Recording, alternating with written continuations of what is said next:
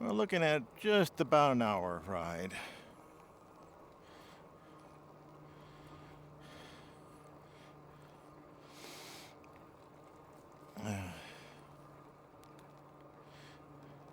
Yeah, it's a nice temperature day. It's in the 70s. Most likely it's in the 70s.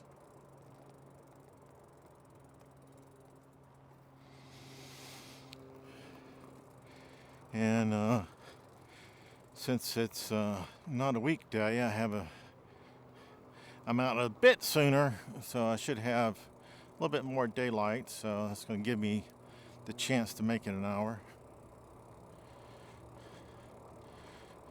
Most days I ride for uh, 6 miles, about 30 minutes, 35 minutes, which meets my exercise requirement, which is 25 minutes. So, so I do that every day that I can. I guess not every single day ends up being taken up, but almost every day. Lately it's been every day because it's been nice weather every day. But I've been riding right at dark because it's getting darker soon. So I end up leaving at, or start leaving at 6:30. But by the time I get out and go out and get back, it's dark. So it's getting darker sooner and sooner. There's a lot of people in my neighborhood that's got their Halloween decorations out already. And some people have like the fall decorations out, which look a little bit like Halloween decorations too. So we should see some of that along the way. Being another Saturday, probably a few more put up.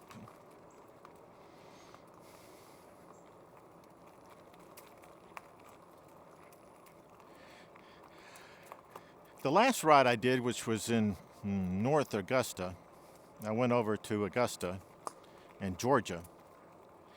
And from the start off point to north to Augusta, where I turned around at the bridge, I was still at 98% of battery. I had talked about how it was downhill. And so we traveled like 10 miles, 10.2 miles or something like that, and only used 2% of my battery. So sometimes it's interesting that in my neighborhood like this, where there's a lot of heavy hills, I think it has to work a lot more. Because already, let's see, can I look? Well, I'm still at 100% right now, but I hadn't even been a quarter of a mile. But way before I get to 10 miles, by the time I get to 10 miles, it'll be at 78% or so because of the hills. So it's interesting that if you get a more flat area,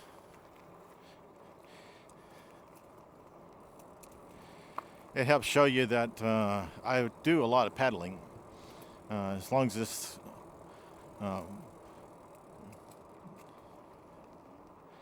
not uphill, that's when you're going uphill is when the electrical assistance is helping. It's not helping much when I'm going on flat ground or downhill. So when I use up so much battery in my neighborhood, the comparison is I use 24% of my battery in 10 miles in my neighborhood. I only use 2% of my battery when I was in North Augusta crossing over to Augusta. I find that just interesting, how much difference it makes. So when they always talk about somebody in Florida is able to get a whole lot further miles on their bike because they're flatter. People in Louisiana can get a lot better miles because they're flatter. And of course that applies to any area in which it's flatter. I mean, right here, I got this big gigantic hill I'm going down. I don't know how well you can tell it. I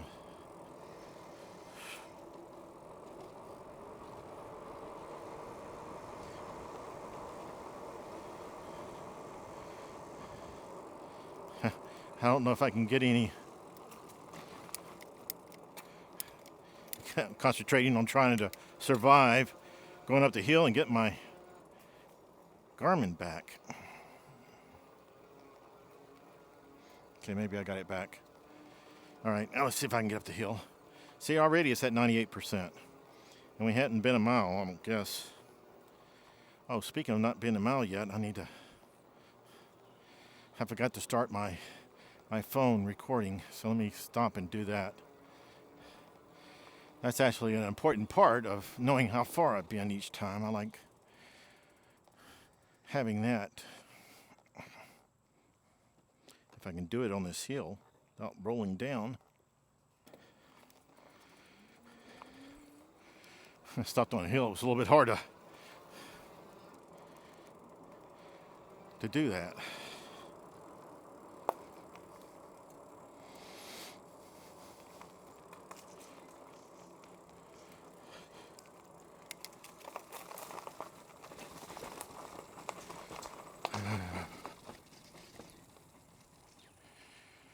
All right.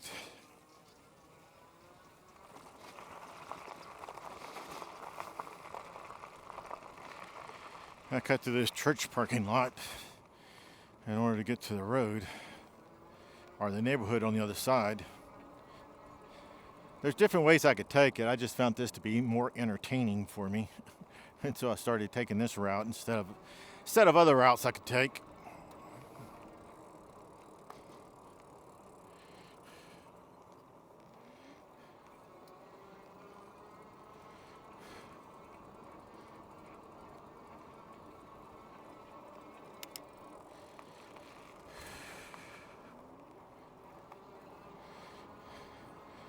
This street here, the other day I was waiting probably 5 minutes to cross, just to cross the street. Today it doesn't look like it'll be quite as bad. Yeah, in fact, no wait at all.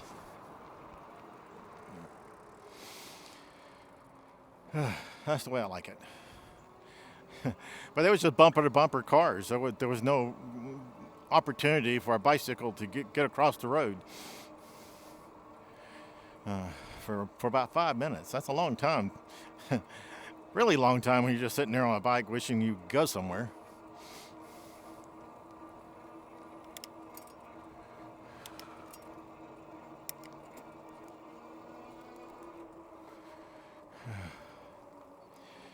Now we ride through this neighborhood usually at around 10 miles per hour.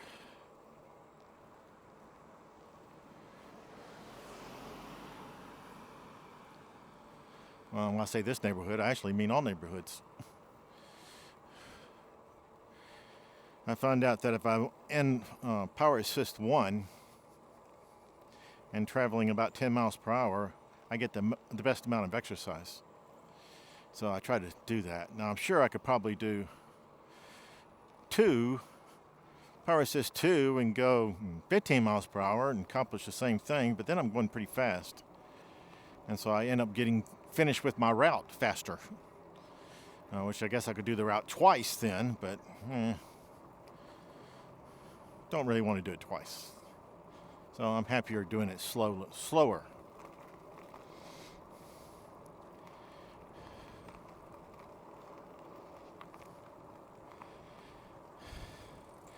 The leaves on some trees have begun to change, letting you know it's fall.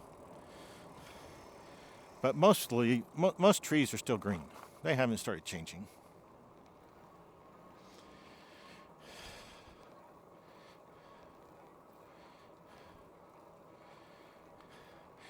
Usually at this time of the day I don't go riding, and the reason I don't go riding at this time because it's still hot. It's still upper 90s to 100. But now that we're far enough into it, we're in the 70s. Maybe upper 70s, but still the 70s, I think. Could be in lower 80s, but, around there. I have a pretty wide variety of temperatures I can ride in. So, some temperatures I don't like the other day when I was riding, it was like a heat index of 115. That was a little rough. But a lot of times I've been out in 100. It's not so bad. You get cooled off a little bit because you're moving, and so you get the wind from the move. So it's much better than just standing still. And I always have the advantage of, or the ability, not necessarily advantage, but the ability to switch my speed or power assist to 2 and then work less. And therefore I get a higher breeze cooling me off and I work less. So therefore I have less of a tendency to build up heat from my own body that would make me start sweating. But basically below 100, it doesn't bother me. I can survive.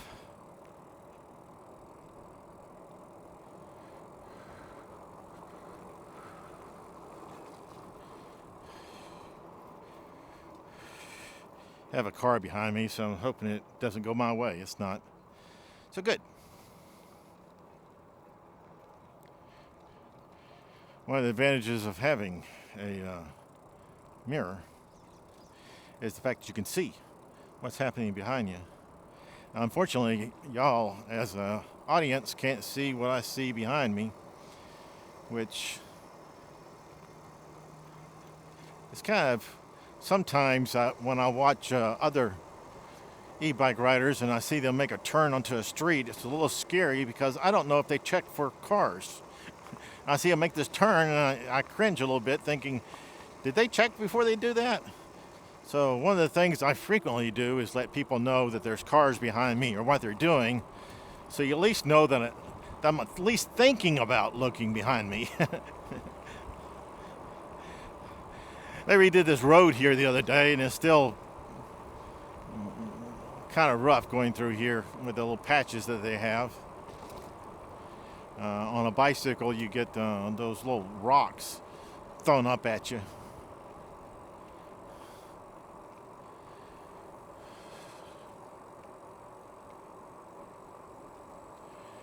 Yeah, they had a squirrel in the road there that didn't make it or was successful at his suicide attempt.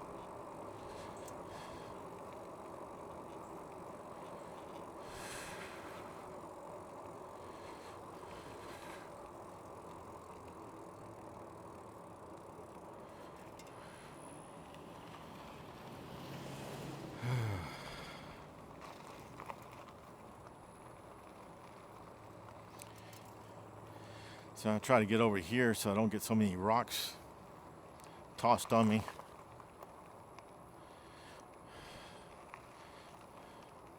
those tar rods are sticky. Don't like getting them on my bike. Harder to clean off. Don't like getting them on my clothes.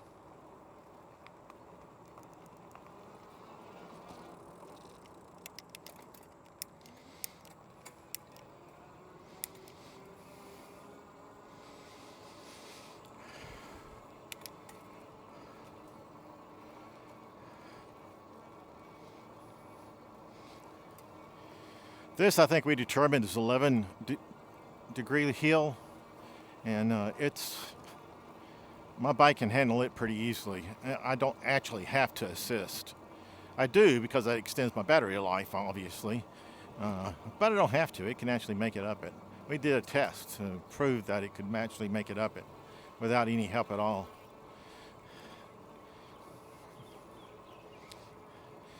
So I know it can make it up at 11, and it can't make it up at 18. So somewhere between 11 and 18, it no longer can do it. But I don't think it can make it up much more over the 11. That might be able to do it like a 13 maybe. I don't have any 13s around to test it on.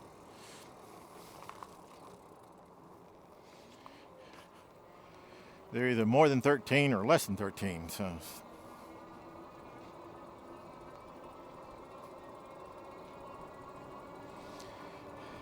And these numbers come from Garmin. So however it determines what a grade is what I'm using.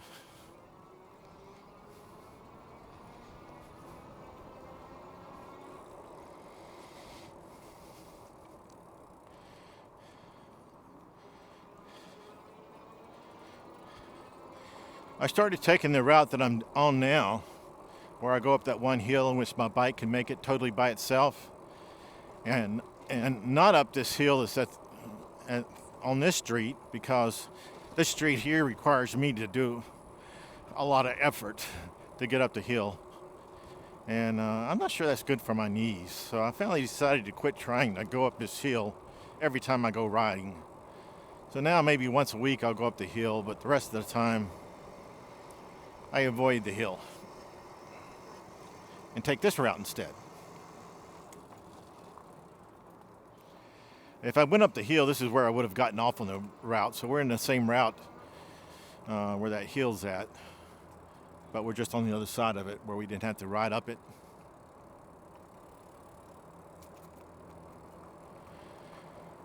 Been thinking about changing this part of the route because I get all this speed coming down the hill and then I have to hit my brakes and turn. So I end up using, I feel like I'm wasting power of the hill. So I might rechange my route so that it doesn't take me up this way.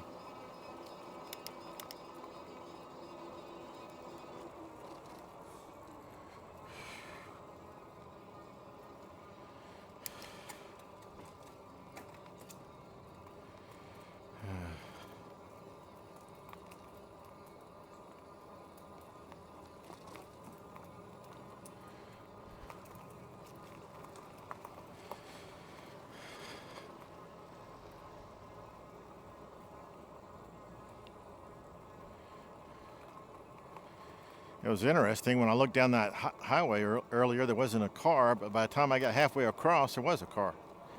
So yeah, cars are fast. Even in neighborhoods, they're fast.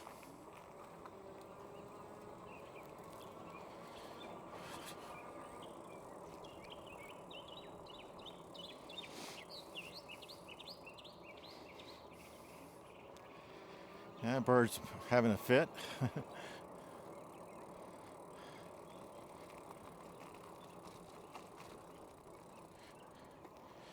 All right, let's see how I'm doing.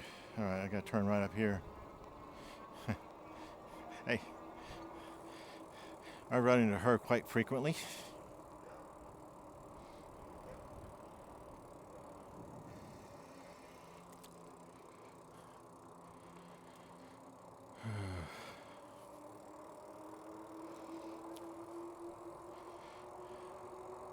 So I missed part of the very beginning. So I'm recording distance. So while it tells me I've gone 2.5 miles, I've actually probably gone 3, or maybe 3.5.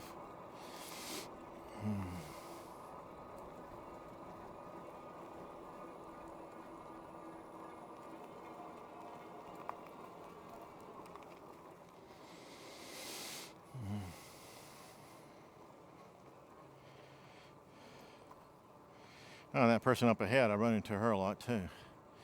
Yeah, all sorts of people. We all change our schedule a bit. Usually during the weekdays, I used to run into them around 6:30.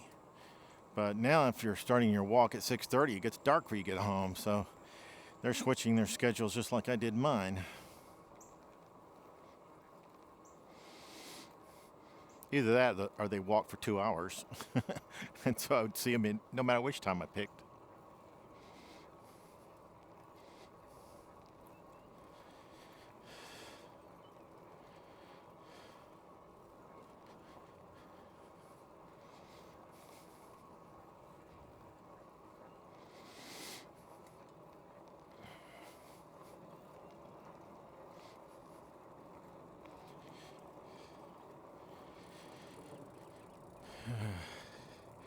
Guess I have a bike story that I want to tell somewhere on this trip. But before we get to the bike story, I thought I'd tell you a story about me being a medical doctor. Maybe the youngest medical doctor in the history of mankind. Maybe not. Maybe I'm overestimating my ability. But when I was a young kid, just a toddler, My mom had not cleaned out everything that should be put away where kids can't get to. And so, me being a kid, that's a bit mischievous, obviously. I got into things that I should not have gotten into, and drank things that I should not have drunk. And my mom comes along and sees me drinking out of a bottle of cleaner and decided that she would panic and scream and holler. And then she decided that she'd do something and call a doctor. And so she picks me up and carries me over to the phone, and she gets the doctor on the phone finally. She was in hysterics, she was crying, and she thought that I'd probably killed myself. And so she gets the doctor on the phone, and the doctor said, okay, what was it that he drank? How much of it did he drink? And he says, okay, now calm down. This isn't going to be fatal or anything. He said, what's going to happen, he's going to have diarrhea for a few days. So the doctor continued to talk to my mom and calm her down. Well, I was getting heavy by then, so she had put me back on the ground. Well, all that stuff that I pulled out of the cabinets was still on the floor because she just panicked and screamed and left everything still there. So obviously the first thing I'm going to do is head back to where I was. And apparently now that I know that I might have diarrhea for several days, I had to go over there and find something to solve the problem or to make sure that it was worse. I wasn't sure which, I'm a toddler. So I get over there and start messing around with all the bottles while my mom is talking to the doctor, and the doctor is calming her down, giving her reassurances that everything's going to be okay. Well, finally she ends up hanging up with the doctor, and she's feeling pretty good, and she goes looking for me. Well, I have some other bottle in my hand, and I had just finished drinking it. So she starts screaming and hollering again, pick me up, knocks it out of my hand, runs back over to the phone, tells the doctor again, tells the doctor that while I was gone that I had gotten back into the stuff and had drank this time. And he said, how much did he drink? And so she told him how much I drank. And he says, okay, you have a very smart lad there. He says he just prescribed the medicine he needed in order to cure himself. So he won't have diarrhea after all. So that was me solving my very first early doctoring. It was so early I don't even remember it.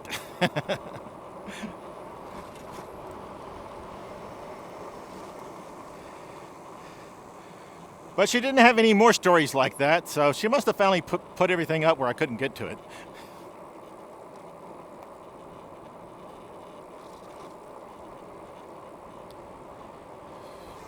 Whoa.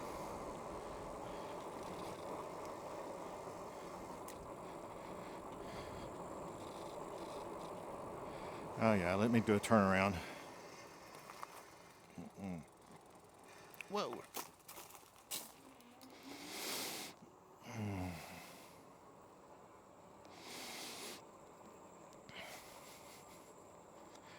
So I wasn't sure if I was supposed to turn here or not, but I was.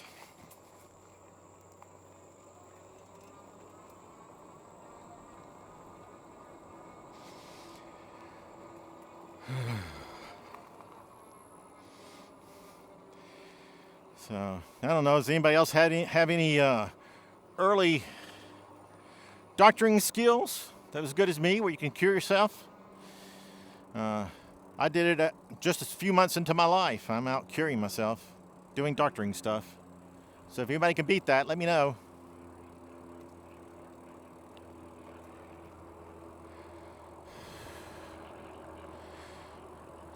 One thing I get when I'm over in this area is a lot of planes flying over. Now, it's not commercial planes. It's usually just single engine planes or jets.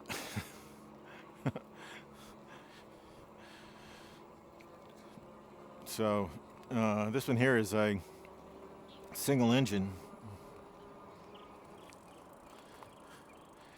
So I find it strange that I don't get that in my house, and I'm just 5 or 6 miles away, but I don't ever hear, well, I can't say ever, hardly ever hear any planes flying over.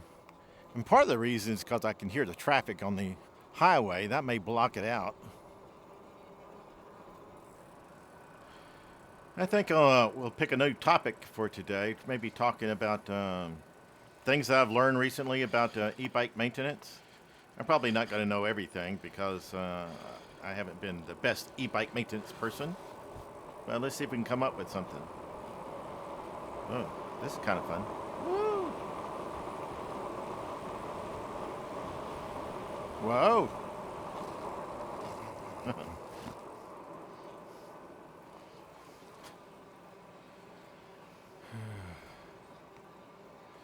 I don't know how fast we were going then, but I felt like we were going pretty fast.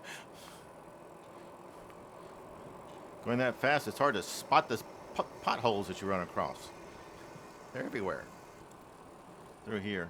I seem to find too many of them. So maintenance is very important. One of the main things probably is taking care of my spokes so that when I hit these potholes, we stay in good shape. And getting the right air in the tires so when I hit these potholes. So I guess this is a good time to talk about the maintenance on e-bikes in order to keep them from longevity. You know, this will cover all sorts of things on the bikes, including the battery, which we've talked a little bit about before, so we'll cover some of the same topics. But covering the same topics doesn't mean that it's still not important to do. And so we'll cover this under the maintenance category. First off, and definitely not the least important, is cleaning your e-bike. I probably should do a video where I show how I go about cleaning my e-bike. It's a technique that probably not everybody uses. I don't spray my e-bike down. So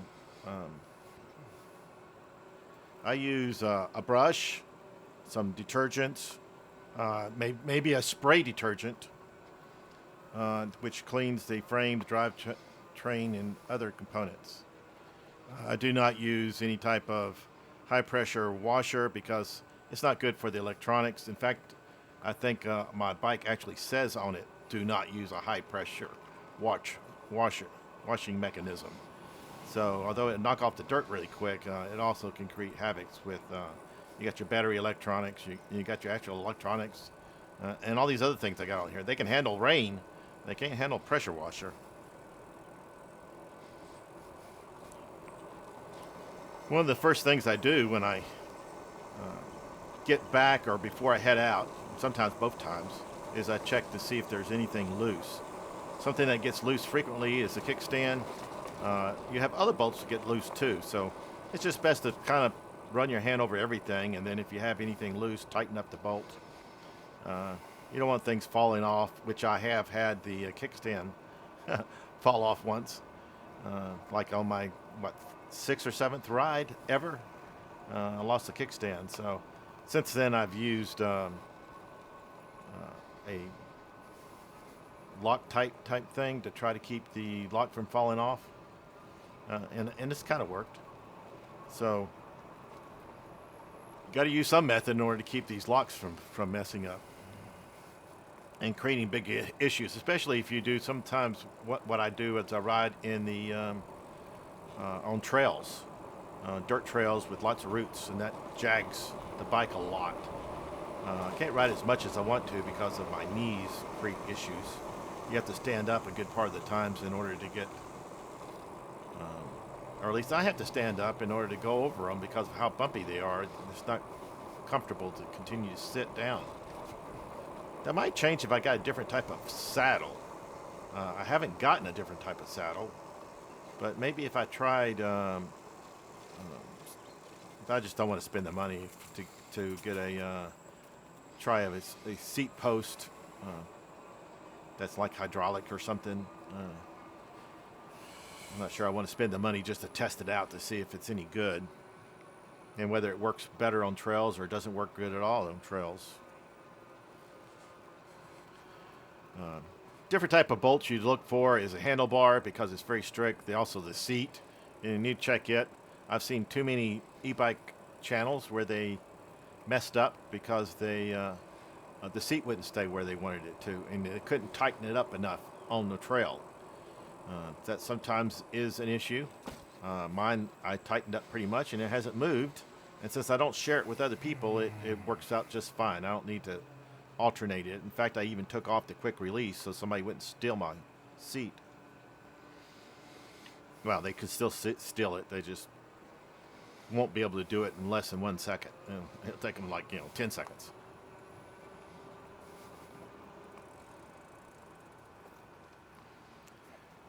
Sometimes you get rattling when some of your bolts come loose on your baskets, front or back. So I usually just grab a hold of the basket and shake it a little bit, and if it doesn't move or I don't hear any rattling, I'll consider that good enough. I won't go through and check every single bolt to make sure it works. The front one I've never had any issues with. The back one I sometimes have issues with. So, and it's very important because it's carrying a lot of weight. It's carrying a second battery plus all my tools. So it's got a lot of weight back there, probably 18, we'll just say 20 pounds of weight on it.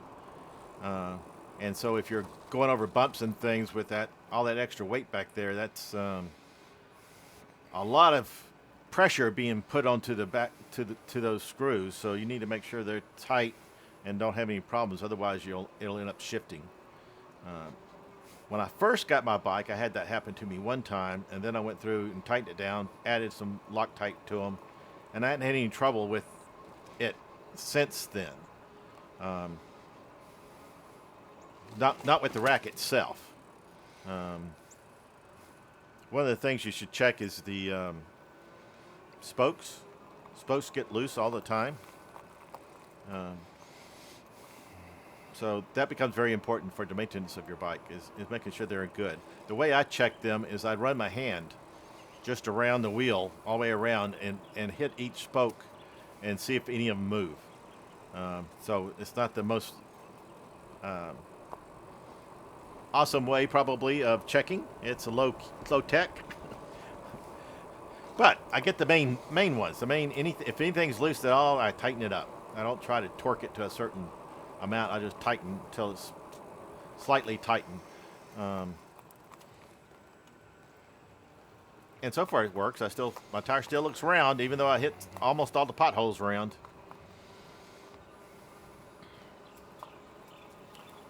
All right, next we probably should talk about battery care and things you should do there.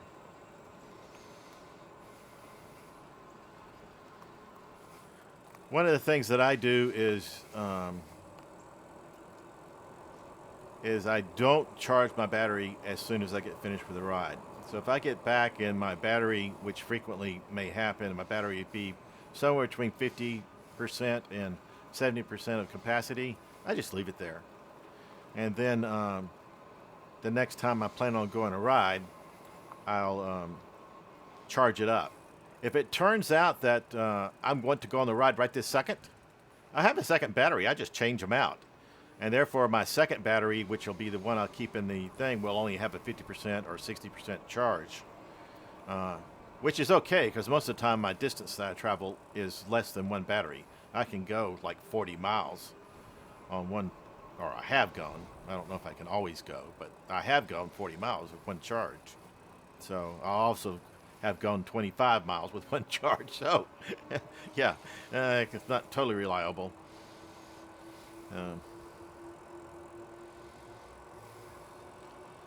But you don't want to keep your battery charged at full 100% all the time. From what I can tell, it being empty is bad. Running it all the way down is bad for your battery, and totally charging it up is bad for your battery. So I charge it when I get ready to go. So usually within a few hours of me ready to go is when I charge my battery. I charge my batteries in the morning. Usually in the afternoon I go riding.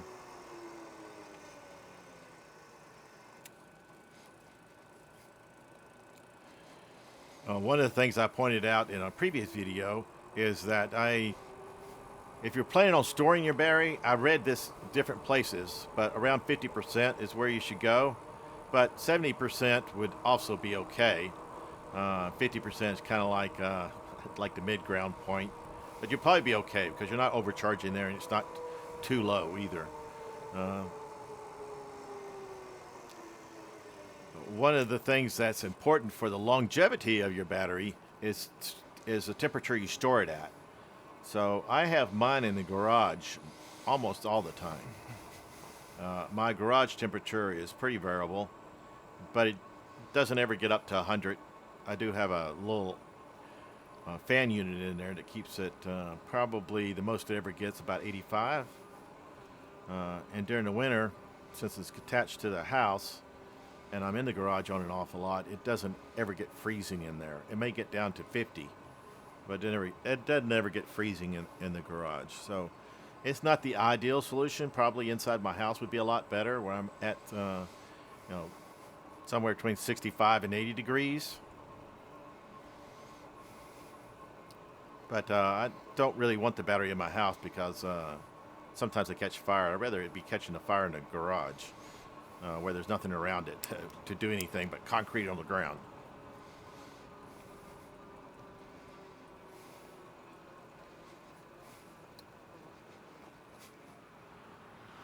One of the things that's true of most batteries, and I assume it's true for the e-bike battery, maybe somebody could tell me differently, but not using the battery for a long period of time causes a degrading of the battery. So apparently using the battery, that's the reason I have two batteries packs for my e-bike, and I change them out every week or so that they each are getting usage.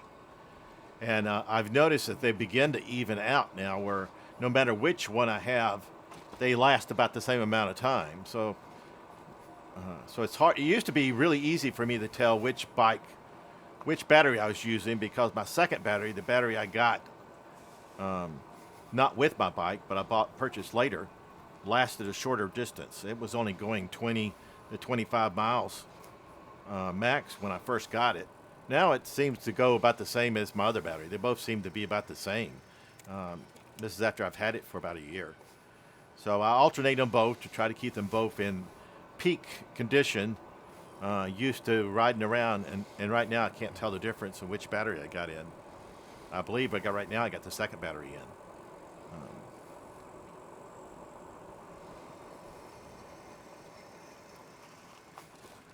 So I guess that's pretty much everything for the battery. One of the things you have with tire maintenance that I try to make sure I do is get my tire pressure proper. And that's pretty different depending on where you're driving. I think if you get somewhere close to 18, 20, you're okay for road and off-road use. So I try to keep it around there, because frequently you see me jumping curbs and riding across areas. I take trails. Usually they're short times on trails, like 5 minutes or so on a rough trail. So the lower, the 18 to 20 psi is a good amount for the tires, and these 4-inch tires. So one of the things I do every time I go riding is I check my tires pressure with my hands at least, and I get on them and look to see what they look like. If I have any doubt at all, I'll then connect a tire pressure gauge to it to find out and pump it up to the ideal pressure that I have. Anytime I go to check, I go ahead and set it to ideal. So if I set it for like 20 and it drops down to 19, even though 19 is perfectly fine in my range that I have, the 18 to 20-ish, I still fill it back up to 20 at that point. Although if I'm just checking it, looking at it with my hands, it could drop down to 19, and I wouldn't fill it up to 20 again, or 21.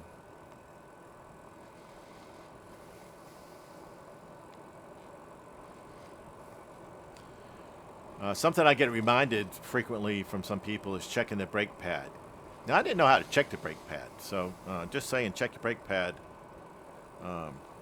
is not a very helpful. But anyway, this video isn't to try to teach you how to change your brake pad. Although, hey, maybe I'll have a video changing brake pad and checking it. But right now, my brakes are still in good shape. My brake pad's in good shape. It's fairly easy to spot it. Fairly easy. So, so that's something. You should adjust your brakes if they need it.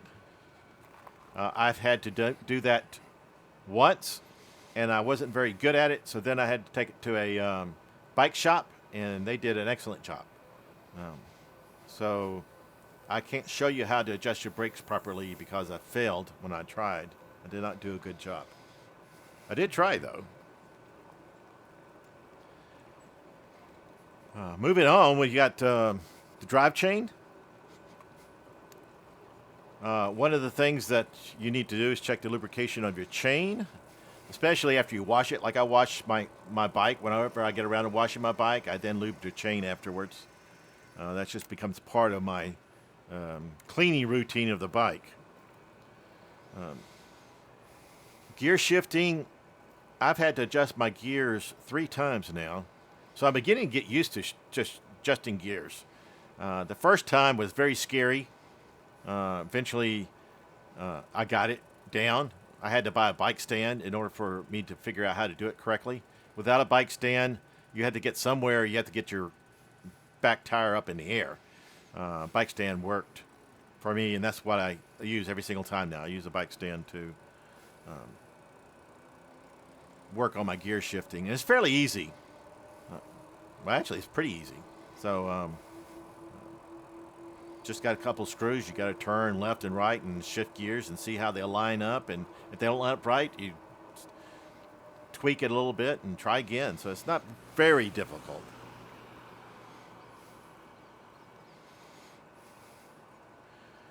And also, you should try to check out your suspension to make sure that the seal's still good, that they're working properly. In my case, I keep driving somewhere and I put the suspension on lock so it doesn't move, and then I forget to take it off. So sometimes I go 2 or 3 days before I remember that I need to turn off the lock suspensions so that they move up and down like they're supposed to. But you need to check for leaks, make sure they're still working properly. Mine are still working properly. I haven't had any problems at all with the suspension system. So I'm not sure what's going to happen when it's time to change out the suspension, but I do look for it.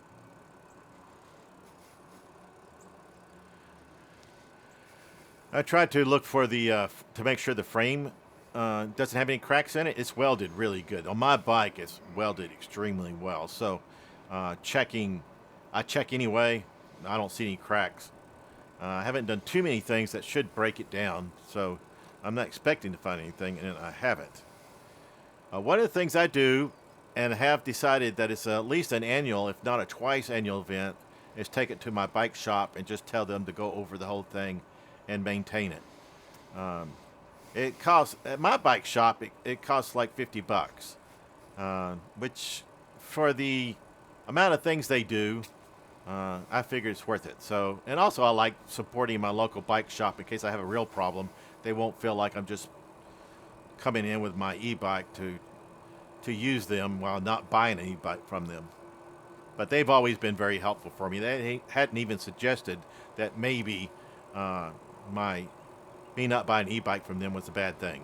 They just maintain my e-bike perfectly. And of course, you should ride safety. If you run across something like this, don't cross until you're sure you're safe. Y'all can't look at this and tell that I'm safe, most likely, because you can only see straight ahead. But I spend time making sure I'm safe before I cross this road. This street here I have to stop at 90% of the time, and sometimes for a couple of minutes. Just have to wait until it's time to go, which is now. Okay, I guess that's enough. I'm about home, so it's time to wrap it up. So if you like this type of content, make sure you like and subscribe. And continue to increase. I'm up over 500 now, or at least last time I looked, I was over for 500. Sometimes people leave, and I'm less than 500, but I think I'm still over 500 at the moment. So thank everybody for subscribing and watching the video and making it to the end. And I'll talk to everybody on my next video. Hopefully something fun will happen then.